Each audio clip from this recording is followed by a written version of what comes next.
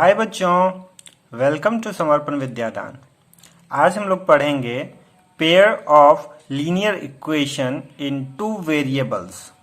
यहाँ पे दो वेरिएबल में जो लीनियर इक्वेशन होंगे उसको हम लोग कैसे सॉल्व करेंगे यह जानेंगे, और इसका ग्राफिकल रिप्रेजेंटेशन कैसा होता है, क्या मीनिंग होता है two variable in linear equation का, वो समझने की कोशिश करेंगे ग्राफ के द्वारा।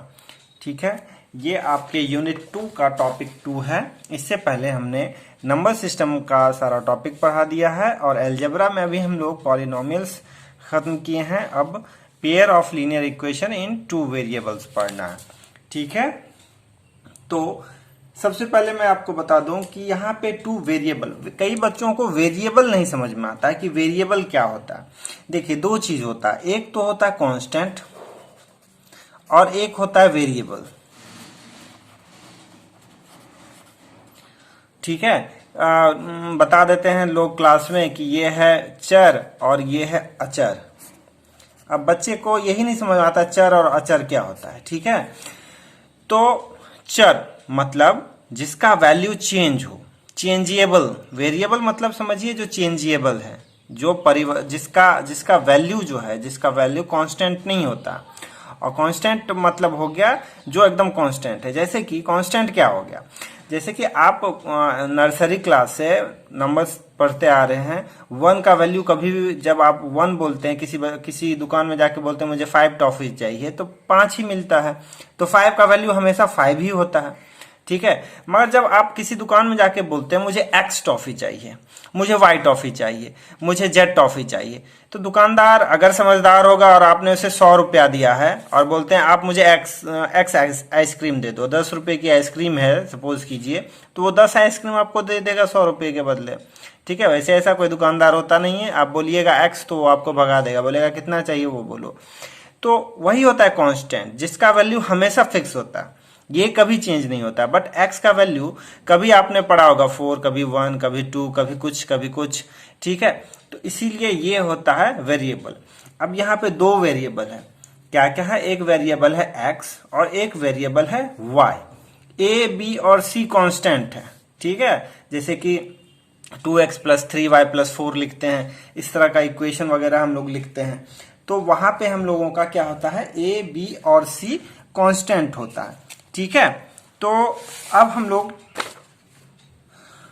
दो वेरिएबल समझ गए और linear equation in two variable का ये स्टैंडर्ड फॉर्मेट है, ax + by + c = 0।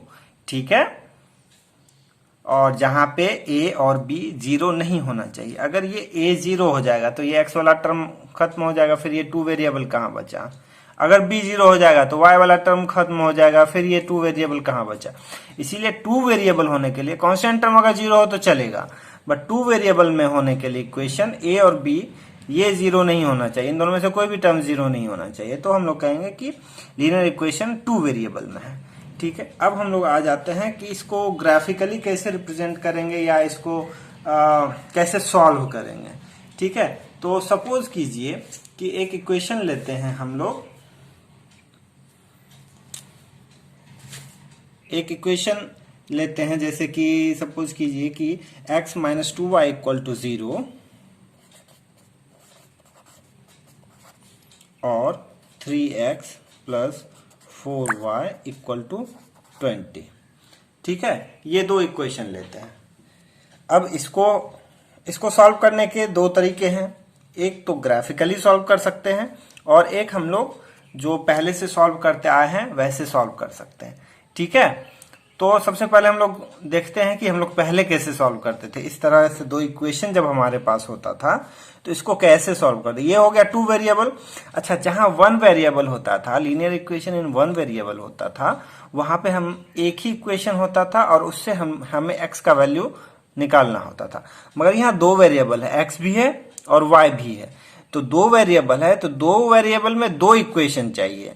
अगर एक ही इक्वेशन दिया रहेगा और कहेगा कि x और y का वैल्यू फाइंड आउट कीजिए, तो उसका वैल्यू नहीं मिलेगा आपको। ठीक है, तो दो वेरिएबल को सॉल्व करने के लिए दो इक्वेशन एकदम कंपलसरी है। इसको हम लोग ऐसे कैसे प्रोसीड करते हैं, तो ये होता है इक्वेशन 1 और ये होता है इक्वेशन 2। अब हम लोग क्या करते हैं कि किसी एक टर्म को सेम कर देते हैं। तो यहाँ पे x है, यहाँ पे 3x है, तो इस इक्वेशन को 3 से मल्टीप्लाई कर देते हैं। ठीक है, तो इक्वेशन 1 इंटू अगर 3 कर देते हैं तो क्या हो जाएगा, 1 को अगर हम 3 से मल्टीप्लाई कर देते हैं इस इक्वेशन को, तो ये 3x हो जाएगा, और ये माइनस 3 से इसको भी मल्टीप्लाई हो जाएगा, 6y इज इक्वल टू 0 होगा, और ये कितना है 3x plus 4y is equal to 20, ये है। अब हम इस दोनों इक्वेशन को माइनस कर देते हैं। ठीक है, इक्वेशन 1 इंटू 3 माइनस इक्वेशन 2 करते हैं, तो क्या हो जाएगा, ये माइनस और ये माइनस हो जाएगा। ठीक है, माइनस करेंगे तो ये दोनों भी माइनस, ये दोनों भी माइनस और ये दोनों भी माइनस, तो 3x माइनस 3x ये खत्म हो जाएगा। फिर minus 6y minus 4y minus 10y आएगा इज इक्वल टू माइनस 20 आएगा। ठीक है, माइनस माइनस कैंसिल हो जाएगा, 10y इक्वल टू 20, तो y इक्वल टू क्या हो जाएगा 20/10, ये वैल्यू कितना आ गया 2। ठीक है, तो इससे हमें y का वैल्यू 2 हो गया। तो x minus 2y equal to 0 था शुरू में, y का x इक्वल टू 2y होगा, तो x इक्वल टू कितना हो जाएगा 2y, y का वैल्यू 2 इंटू 2 4। यानी कि इन दोनों इक्वेशन को जब हमने सॉल्व किया तो x इक्वल टू 4 आया और y इक्वल टू 2 आया। ठीक है, अब इस चीज को हम लोग अगर चाहें कि हम लोग ग्राफ में रिप्रेजेंट करें तो कैसे करेंगे। ठीक है, तो हम लोग कैसे करते थे, x minus 2y equal to 0, इसको हम लोग क्या करते थे, y equal to x by 2 लिखेंगे, x minus 2y is equal to 0, इससे क्या होगा x इक्वल टू 2y, तो इससे क्या होगा y equal to x upon 2।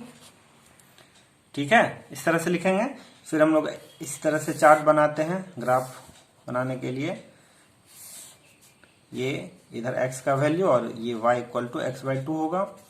ठीक है, यानी कि x का वैल्यू अगर 2 होगा तो y का वैल्यू 1 होगा। ठीक है, अगर x का वैल्यू 0 होगा तो y का वैल्यू 0 होगा, x का वैल्यू अगर 2 होगा तो 2/2 1 हो जाएगा, x का वैल्यू 0 होगा तो 0/2 0 हो जाएगा। ठीक है, और कोई वैल्यू डालिए, 4 रहेगा तो ये 2 हो जाएगा। तो इस तरह से 2-3 वैल्यू हम लोग कर लेंगे। ठीक है, हम इवन नंबर ले रहे हैं क्योंकि नीचे में 2 है। ठीक है, अगर 6 होगा तो ये 3 हो जाएगा। और हमारा सॉल्यूशन क्या था, सॉल्यूशन था x equal to 4, x equal to 4 हमने ले लिया, y इक्वल टू 2। तो ये इस तरह से इसका करेंगे। दूसरा इक्वेशन क्या था हमारा, 3x plus 4y equal to 20, 3x plus 4y equal to 20। ठीक है, इससे क्या होगा 4y equal to 20 minus 3x, तो इससे y का वैल्यू क्या आएगा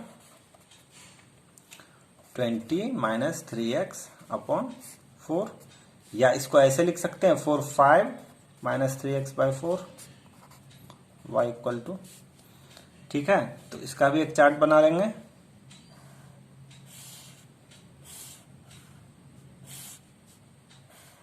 इधर x और इधर y equal to 5 minus 3x by 4। ठीक है, अब x का वैल्यू जब 0 होगा तो ये टर्म 0, ये पूरा टर्म 0, y का वैल्यू हो जाएगा 5। ठीक है, अब x का वैल्यू 4 रखेंगे, x का वैल्यू अगर 4 रखेंगे तो ये क्या हो जाएगा 4 4 कैंसिल, या 4 3 या 12 अपॉन 4 3 आएगा, 5 माइनस 3 2 हो जाएगा।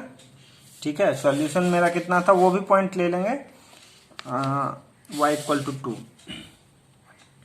ठीक है, और क्या आएगा हमारा, और कोई वैल्यू रखिए, 4 से डिविजिबल 8 है, 8 ज्यादा बड़ा हो जाएगा नंबर लाइन पे। तो इसी तरह कुछ कुछ वैल्यू रख के हम लोग देख लेंगे कि क्या आता है। ठीक है, 6/4 तो ये पॉइंट में आ जाएगा, कर सकते हैं। 2 ले लीजिए x का वैल्यू, तो कितना हो जाएगा 6, मतलब 2 2 जा 4, 3/2 1.5 हो जाएगा, 3 2 जा 6/4 मतलब 3/2 मतलब 1.5। तो अब इसको हम लोग आगे चल के x एक्सिस और y एक्सिस पे इसको अगर हम लोग शो करेंगे तो किस तरह से होगा, 1 2 3 4 5 6, 1 2 3 4 5 6, 1 2 3 4 5 6, छः ले लिया हमने, क्योंकि हमने मैक्सिमम वैल्यू 6 तक ले लिया था। 2 3 4 5 6। इधर क्या होता है प्लस एक्स, इधर क्या होता है माइनस एक्स, ठीक है, इसको एक्स डैश कह सकते हैं। और इधर क्या होता है प्लस वाई, इधर होता है माइनस वाई, ठीक है। इधर पॉजिटिव, ये एक्स एक्सिस का पॉजिटिव साइड हो गया, ये एक्स एक्सिस का निगेटिव साइड हो गया, ये वाई एक्सिस का पॉजिटिव साइड हो गया और ये वाई एक्सिस का निगेटिव साइड हो गया। इधर हम लोग लिखते हैं 1 2 3 4 5 6, इधर लिखते हैं -1। ये सब आपको आता होगा 4 -5 और -6। उसी तरह इधर 1 2 3 4 5 6 लिखते हैं और इधर -1 -2 -3 -4 -5 और -6 लिखते हैं, ठीक है। इस तरह से इसको हम लोग लिखते हैं। अब हमारा क्या क्या पॉइंट था, पहले इस इक्वेशन को लेते हैं x - 2y = 0। इस इक्वेशन को अगर हम लोग लेते हैं तो इसमें हमारा क्या क्या वैल्यू है, x = 2 y = 1, x = 2 यहाँ है, y = 1 यहाँ है, तो ये एक पॉइंट मिलेगा। दूसरा क्या है x = 0 y = 0, तो x = 0 y = 0, ये एक पॉइंट मिलेगा। यहाँ पे इसी ओरिजिन पे ही ना x भी 0 होता है और y भी 0 होता है, ठीक है। तीसरा क्या मिलेगा x = 4 और y = 2, x = 4 यहाँ है और y = 2 यहाँ है, तो ये यहाँ पे आके कहीं मिलेगा, ठीक है। और 6 और 3 है, x = 6 और y = 3 है, तो ये यहाँ पे आके कहीं मिलेगा, ठीक है। अब इसको आप फ्री हैंड से मिला दीजिए,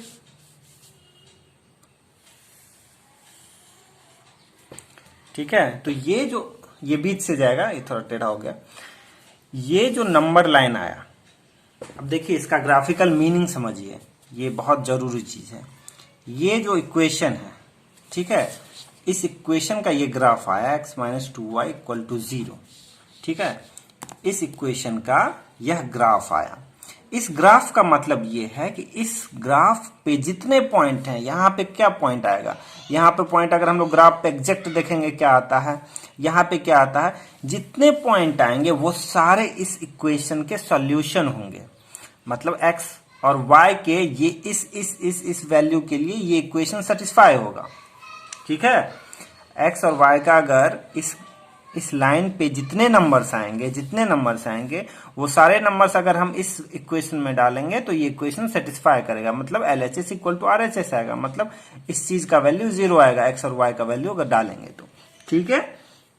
तो ये हुआ, ये बहुत इंपॉर्टेंट चीज है, इसको एकदम अच्छे से समझ के रखना है कि इस इक्वेशन का जो ग्राफ बनता है, किसी भी इक्वेशन का जो ग्राफ होता है, वहां जो x और y कोऑर्डिनेट मिलता है वो इस इक्वेशन का सॉल्यूशन होता है एक्चुअली, ठीक है। अब दूसरा इक्वेशन में क्या है, x = 0 y = 5, तो जब x = 0 होगा तो y = 5, ये पॉइंट मिल गया, ठीक है। दूसरा जब x = 4 होगा तो y = 2 होगा, जब x = 4 होगा तो y = 2 होगा, मतलब ये पहले वाला ही पॉइंट एक था, ठीक है। ये थोड़ा ऊपर चढ़ गया, इसीलिए ये मेरा ऊपर चढ़ गया, ये थोड़ा नीचे आता ना यहाँ पे, तो ये इससे होके जाता, ठीक है।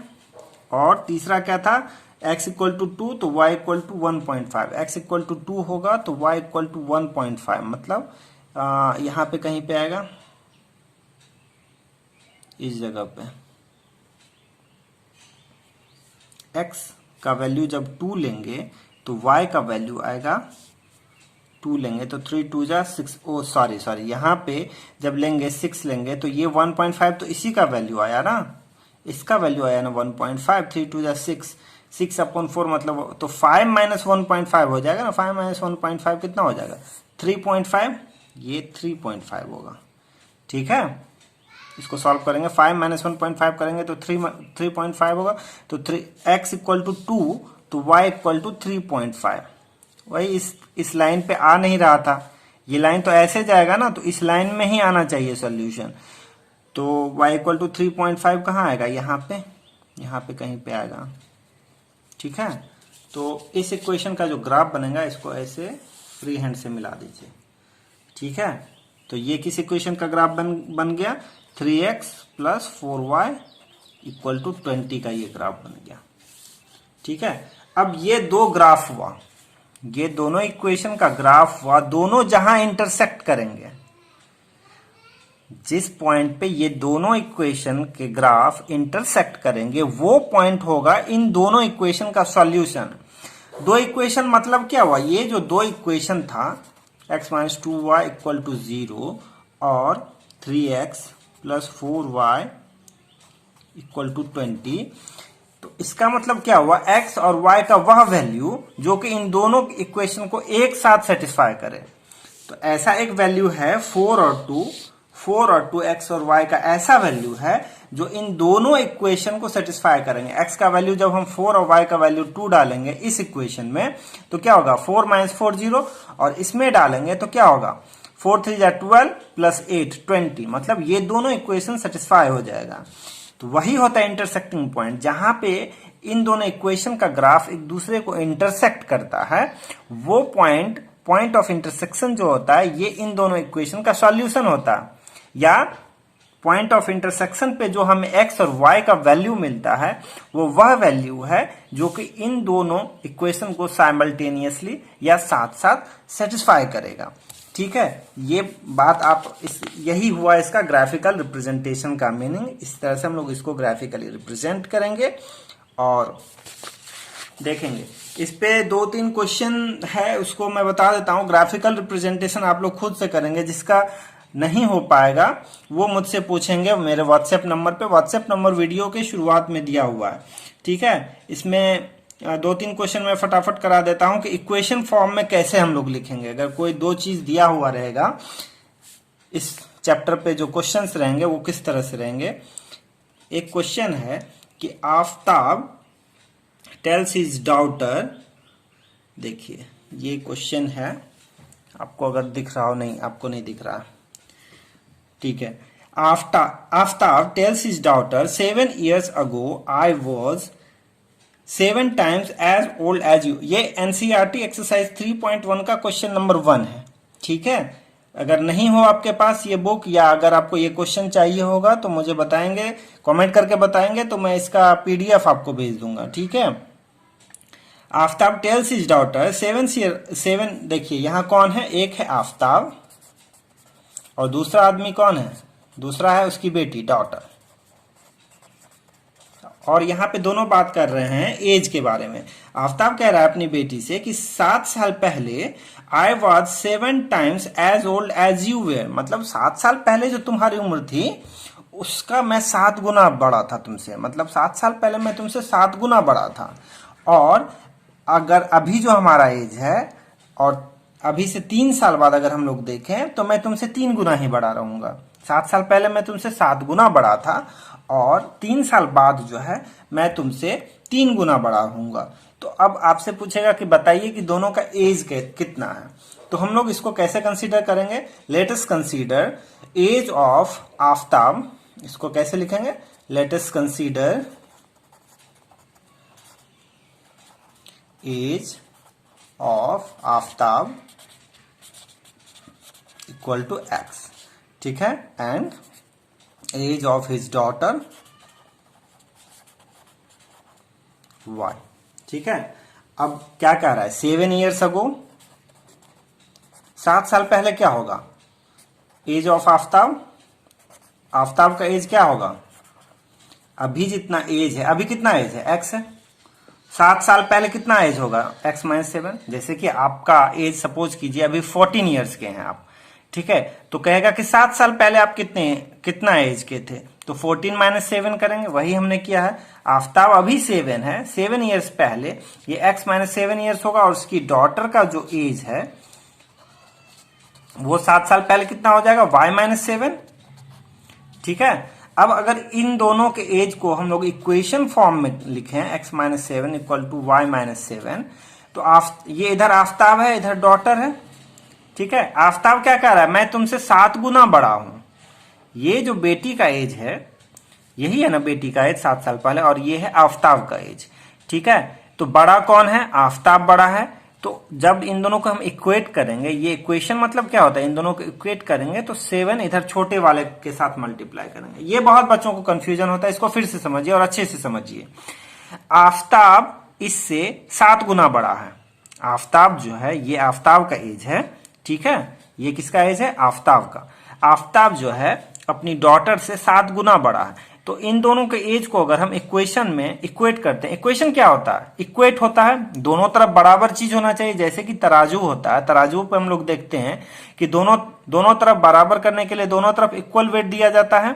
इधर मान लीजिए 1 किलो का आटा दिया हमने, तो इधर भी अगर हमें इसके बराबर करना है तो 1 किलो का एक वो बाट रखना होगा जो वेट होता है 1 kg वाला, ठीक है, तभी दोनों इक्वल होगा।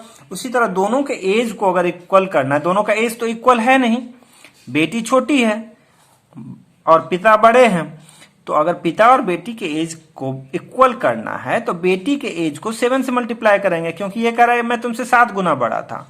तो बेटी के एज को अगर हम 7 गुना कर देंगे तो वो बाप के एज के बराबर हो जाएगा, ठीक है। तो इसको इस फॉर्म में हम लोग लिखेंगे, ठीक है। अगर फिर भी जिसको नहीं समझ में आया वो मुझे बताएंगे, मैं कुछ और भी ढंग से और भी एग्जाम्पल्स लेके समझाने की कोशिश करूंगा। इसको अगर सॉल्व करेंगे तो इस तरह से आएगा x - 7 = 7y - 49, ठीक है। अब x y वाले को एक साथ लिख देंगे, x - 7y = इधर -49 + 7 हो जाएगा। इससे क्या होगा? x - 7y = -49 + 7 कितना हो जाएगा? -42। एक इक्वेशन ये बना हमारा, ठीक है, एक इक्वेशन ये बना। दूसरा क्या कह रहा है? 3 years फ्रॉम नाउ आफताब का एज क्या हो जाएगा? x + 3। अभी से 3 साल बाद, अभी आप 14 ईयर्स के हैं, 3 साल बाद आप कितने ईयर्स के होंगे? 14 + 3। उसी तरह आफताब अभी कितने साल का है? x ईयर का, और 3 ईयर्स के बाद ये कितने साल का हो जाएगा? x + 3। और उसकी डॉटर अभी कितने साल की है? y ईयर्स की, और 3 साल के बाद क्या हो जाएगी? 3 ईयर्स की। तो अगर इन दोनों को हम लोग इक्वेट करेंगे, इधर आफताब है और ये डॉटर है, ठीक है। क्या कह रहा है? 3 साल बाद मैं तुम्हारे एज से 3 गुना हो जाऊंगा, मतलब 3 से डॉटर को मल्टीप्लाई करेंगे, ठीक है। तो ये क्या हो जाएगा? x + 3 = 3y + 9। तो इससे क्या हो जाएगा? x - 3y = 9 - 3 6। दूसरा ये इक्वेशन बनेगा, ठीक है। इस तरह से 2 इक्वेशन बनेगा। इन दोनों इक्वेशन को सॉल्व करके भी एक मैं बतला देता हूं कि कैसे सॉल्व करेंगे, ठीक है। देखिए एक इक्वेशन क्या बना हमारा? x - 7y = -42, और दूसरा बना x - 3y = 6, ठीक है। तो यहाँ पे दोनों जो है x ही है। यहाँ देखिए ये भी x है और यहाँ भी x है, तो इन दोनों इक्वेशन को डायरेक्ट माइनस कर देंगे। 1 - 2, यहाँ पे इक्वेशन 1 2 मैंने कंसीडर कर लिया था, ठीक है, इक्वेशन 1, और ये था इक्वेशन 2। तो 1 - 2 जब हम लोग करेंगे, अगर नहीं होता, मान लीजिए यहाँ 2 होता, यहाँ 3 होता, तो इसको 3 से मल्टीप्लाई करते, इसको 2 से मल्टीप्लाई करते, इसको 3 से मल्टीप्लाई करते, ठीक है। तो यहाँ पे सिंपली इसको हम लोग माइनस कर देंगे, साइन चेंज हो जाएगा, तो ये x कैंसिल हो जाएगा। -7 + 3 कितना होगा? -4y -7y + 3y। बड़ा का साइन निगेटिव है इसीलिए -4y होगा। -42 -6 -48 होगा, बड़ा का साइन निगेटिव है, ठीक है। तो इससे क्या हो जाएगा? y = माइनस कैंसिल होगा, 4 × 12 टाइम्स y = 12 हो जाएगा। और x - 7y = कितना था? -42। तो y का वैल्यू 12 रख दीजिए, तो 12 7 84 हो जाएगा। 12 × 7 84 = -42 हो जाएगा। तो x = क्या हो जाएगा? 84 इधर जाके प्लस हो जाएगा, 84 - 42 हो जाएगा, या -42 + 84 हो जाएगा। तो इसका वैल्यू कितना हो जाएगा? 42। x = 42। ये 2 वैल्यू हो गए।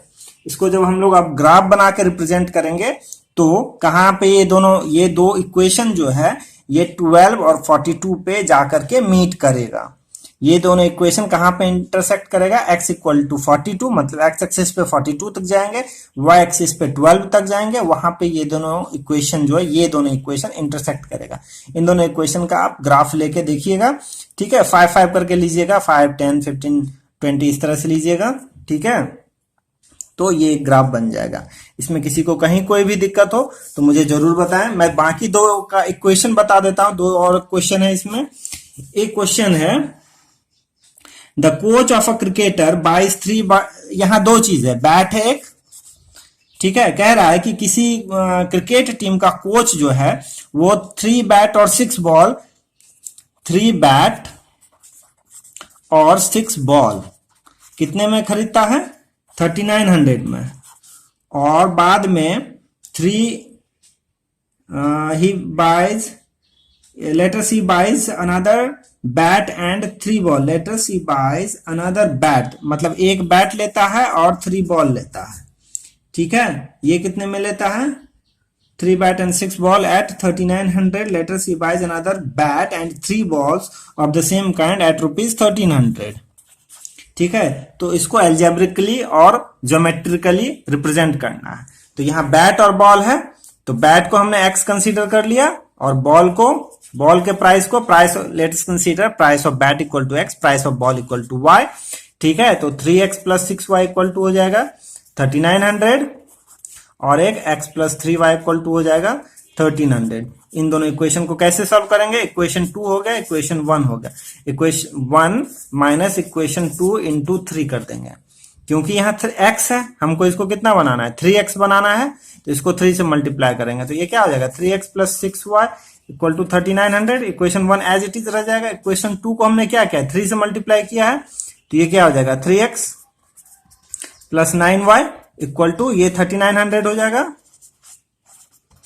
ठीक है, इसको 3 से मल्टीप्लाई करेंगे, इन दोनों को माइनस करेंगे, साइन चेंज हो जाएगा, ये cancel. 6 minus y minus 3y equal to 0 हो जाएगा, इससे y का वैल्यू 0 हो जाएगा। y का वैल्यू 0 हो जाएगा तो x का वैल्यू कितना हो जाएगा? 1300 हो जाएगा। ठीक है, यहां से y का वैल्यू 0 तो x equal to 1300, x equal to 1300 हो जाएगा। ठीक है, तो इस तरह से हम लोग इसको सॉल्व करेंगे। क्वेश्चन नंबर नेक्स्ट में जाते हैं। नेक्स्ट क्या है कि द कॉस्ट ऑफ, यहाँ पे कह रहा है कि 2 kg एप्पल लिया गया है और 1 kg ग्रेप लिया गया है, और उसका कॉस्ट मान लेंगे, इसमें एप्पल का कॉस्ट मान लेंगे x है। ठीक है, क्वेश्चन नंबर 3 है ये, और ग्रेप्स जो है उसका कॉस्ट है y। तो क्वेश्चन में है 2 kg एप्पल का दाम कितना हो जाएगा? पर केजी 1 kg का दाम अगर x रुपया हो तो 2 kg का 2x हो जाएगा। ठीक है, और 1 kg ग्राफ का दाम ग्रेप्स है तो y रुपीज है, तो 1 kg लिया है तो 2x प्लस वाई, कितना पैसा लगा है उसको? 160 रुपया। फिर after a month cost of 4 kg Apple and 2 kg grapes is 300। इन दोनों इक्वेशन को सॉल्व करेंगे। ठीक है, इक्वेशन ये 1 हो जाएगा, इक्वेशन 2 हो जाएगा, ये 2 इक्वेशन बनेगा।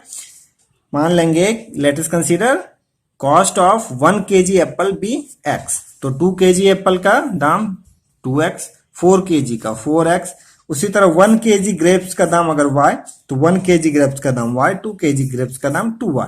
अब इन दोनों इक्वेशन को कैसे सॉल्व करेंगे? यहाँ पे 2x है, यहाँ पे 4x है, तो इसको 2 से मल्टीप्लाई करना होगा, तो इक्वेशन 1 इंटू 2 कर देंगे माइनस इक्वेशन 2 कर देंगे। 1 इंटू 2 करेंगे, क्या हो जाएगा? 4x plus 2y equal to 16 2 32 320, और ये 4x plus 2y equal to 300। इन दोनों को सॉल्व करेंगे, माइनस कर दीजिए, ये कैंसिल हो जाएगा। तो यहां हमने क्या देखा कि ये जो 2 इक्वेशन बना 4x plus 2y equal to 320 और ये 4x plus 2y equal to 300, ये यहीं पे जो है दोनों अलग अलग इक्वेशन है। इन दोनों इक्वेशन का कोई एक सॉल्यूशन नहीं आएगा। एक जगह क्या कर रहा है कि जब हम 4x और 2y को ऐड करेंगे तो 320 आएगा, एक जगह कह रहा है 4x प्लस 2y को ऐड करेंगे तो 300 हो जाएगा। तो ये दोनों अलग अलग बात हो गई ना। ये सेम चीज को ऐड करके यहाँ पे 320 बता रहा, फिर सेम चीज को ऐड करके यहाँ 300 बता रहा, मतलब जरूर प्राइस में वेरिएशन हुआ होगा। ग्रेप्स और एप्पल 1 महीने बाद उसने खरीदा है, प्राइस में वेरिएशन हुआ होगा। तो मतलब x और y का ऐसा कोई वैल्यू नहीं आएगा जहां पे ये दोनों ग्राफ जो होंगे इंटरसेक्ट नहीं करेंगे। ये दोनों ग्राफ कैसे बनेंगे? ऐसे पैरेलल लाइंस बनेंगे। ठीक है, ये दोनों ग्राफ क्या होंगे? इंटरसेक्ट नहीं करेंगे, एक दूसरे को टच नहीं करेंगे, ये दोनों पैरेलल हो। इन दोनों इक्वेशन का आप जब ग्राफ बनाएंगे, ये 2x plus Y equal to 160, ठीक है, 2x plus Y equal to 160 है, तो इससे y का वैल्यू क्या हो जाएगा? 160 माइनस 2x। ठीक है, और दूसरा इक्वेशन क्या है? 4x plus 2y equal to 300, इससे क्या हो जाएगा? 2y equal to 300 minus 4x, तो y का वैल्यू क्या हो जाएगा? 150 माइनस 2x। ठीक है, क्योंकि 2 इससे निकल गया, 150 बचा, 2 इससे भी निकल डिवाइड होगा ना 2 से, तो ये 150 हो जाएगा और ये 2x। ये करके देखिएगा, ये 2 इक्वेशन हो गया। इन दोनों इक्वेशन में x और y के अलग अलग वैल्यू को रख करके देखेंगे। अच्छा, जब हम लोग इस तरह से इक्वेशन पे ग्राफ बनाएंगे तो क्या क्या चीज हमें ध्यान में रखना पड़ता है, ये भी चीज पहले आप समझ जाइए। ये ग्राफ बहुत इजीली आप बना सकते हैं। जैसे कि पहला इक्वेशन क्या है, दोनों इक्वेशन में फिर से लिख लेता हूं। y इक्वल टू क्या आया था 160 माइनस 2x। ठीक है, इसका अगर हम लोग बनाएंगे ग्राफ, बहुत आसान है। देखिए क्या करेंगे, ये x हो गया और ये y equal to 160 minus 2x हो गया। तो दो वैल्यू लेंगे, एक लेंगे जो हमें x इक्वल टू 0 हो। जब x इक्वल टू 0 हो जाएगा तो y इक्वल टू 160 हो जाएगा, ये टर्म 0, y इक्वल टू 160। अब हमें y कब 0 होगा, हमें y दूसरा क्या करना है, y 0 कर देना। y 0 होगा मतलब 2x इक्वल टू 160 हो जाएगा, x इक्वल टू 80 हो जाएगा। करके देखिएगा, इस इक्वेशन को सॉल्व करके देखिएगा जिसको नहीं समझ में आ रहा। यानी कि 2 पॉइंट मिल गया। ठीक है, जहां जहां पे ये लाइन टच करेगा। तो अगर इसको अगर हम लोग ग्राफ पे देखें इस तरह से, मैं अभी सिर्फ लाइन दे रहा हूं, 20, 40, 60, 80, 100, 20, 40, 60, 20, 40, 60, 80, 100, 20, 40, 60। ये 20-20 करके लेना होगा। ठीक है, 20-20 करके लेंगे, क्रिकेट नहीं। 20, 40, 60, 80, 100, 120, 140, 160। ठीक है, तो जब x और इधर क्या हो जाएगा 20, 40, 60, 80, 100। तो जब x का वैल्यू 0 था तो y का वैल्यू कितना था 160। मतलब इसको और ऊपर ले जाना होगा। इसको दूसरे पेज में मैं बना के बताता हूं। इस इक्वेशन को खाली समझ लीजिए, फिर हो जाएगा। देखिए ये इस तरह से ग्राफ लेंगे, एक पेज में आ रहा है ना, पूरा स्क्रीन में कोशिश कर रहा हूं कि आ जाए। 20, 40, 60, 80, 100, 20, 40, 60, 20, 40, 60, 80, 100, 20, 40, 60।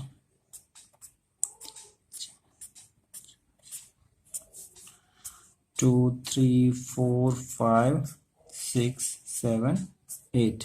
ये 20-20 के में ले लेंगे। 20, 40, 60, 80, 100, 120, 140 और 160। इधर भी हो जाएगा 20, 40, 100। ये इक्वल मेजरमेंट लेंगे। मेरा इधर बड़ा और छोटा हो गया, आपको ऐसा नहीं करना।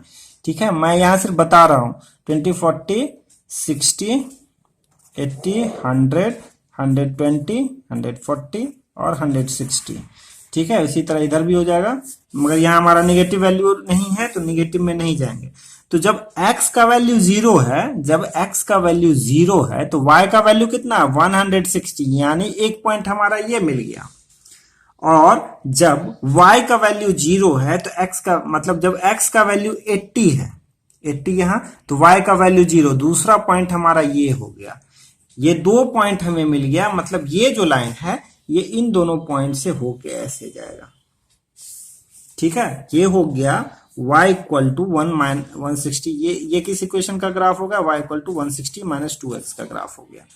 ठीक है, और दूसरा जो इक्वेशन था अपना क्या था, दूसरा इक्वेशन था y equal to 150 minus 2x। ठीक है, दूसरा क्या था, y equal to 150 minus 2x ये था। इससे x और y का वैल्यू कैसे निकालेंगे, बस दो ही वैल्यू हम लोग निकालेंगे। ठीक है, ये x, ये y equal to 150 minus 2x। ठीक है, तो x इक्वल टू जब 0 होगा तो y इक्वल टू 150 हो जाएगा। और जब y इक्वल टू 0 होगा, जब y इक्वल टू 0 होगा तो 2x इक्वल टू 150 यानी कि 75 होगा x का वैल्यू।